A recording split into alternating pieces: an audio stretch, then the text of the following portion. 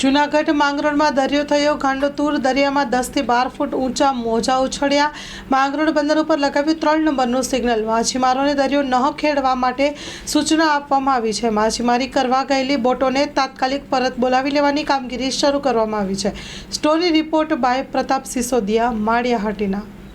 હવામાન ખાતાની ગાંધીનગરની આગાહી મુજબ માંગરોળ પેટા બંદર કચેરી ખાતે 3 નંબરનું સિગ્નલ લગાવવામાં આવેલ છે. તેમની જાણ માંગરોળ પેટા બંદરોમાં સમાજના આગેવાનોને જાણ કરવામાં આવેલ છે ને માછીમારોને પરત બોલાવવા માટે સૂચના આપવામાં આવેલ છે.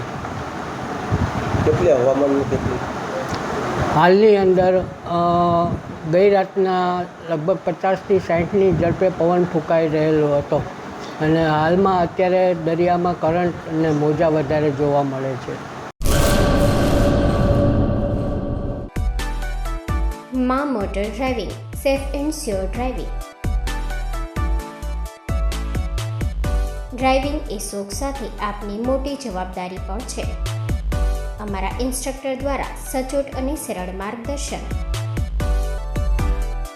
આપની રોજની તાલીમની માહિતી મેળવીને શું અધુરાશ છે એના ઉપર પૂરું ફોકસ કરાય છે.